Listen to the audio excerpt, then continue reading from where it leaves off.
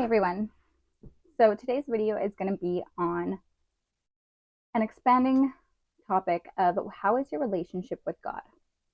Um, First and foremost, I want to create a safe space.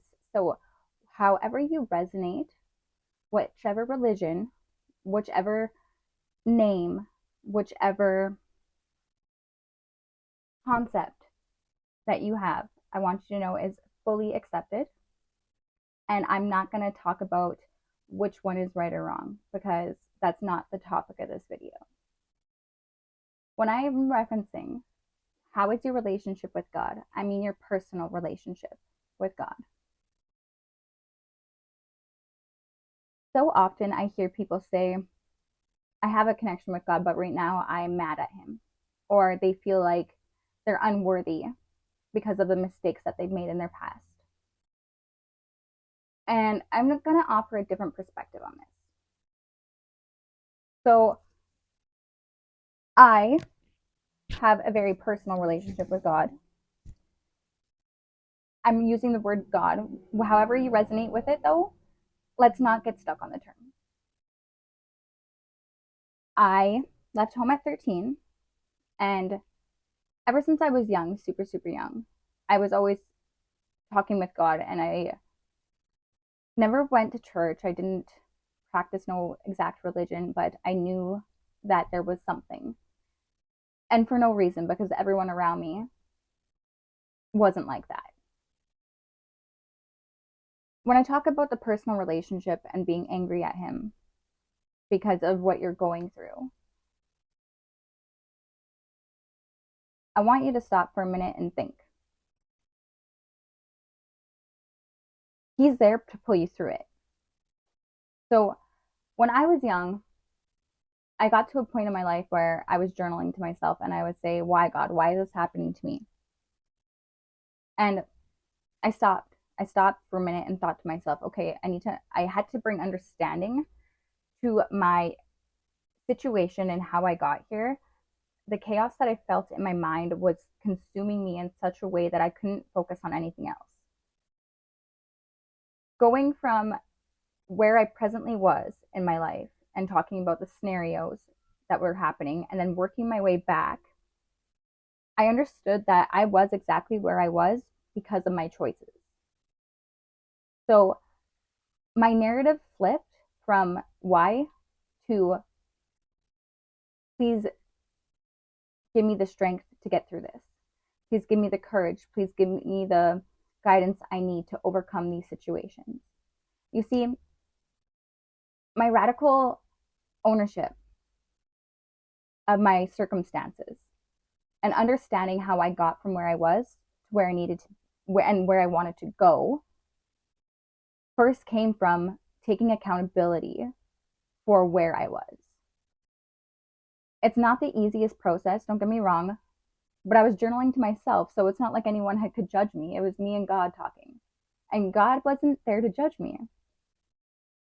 In a way, I feel that I'm blessed that I didn't get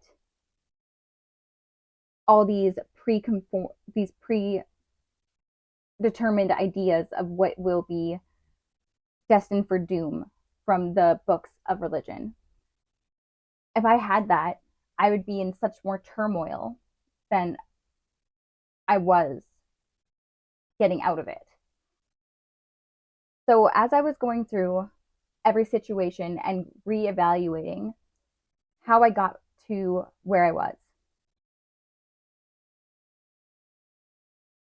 I stopped with the why. Again, I stopped with the why. And I prayed for strength. I prayed for courage. I prayed for discernment.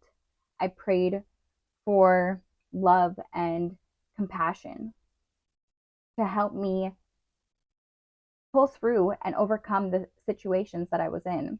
You see, when we are sitting there blaming God for our scenarios in life, you're stopping him from being able to bless you and to provide you with the love that you need. God doesn't want us to suffer. We are in this 3D reality, and there's a lot of evil forces in this planet, on this planet.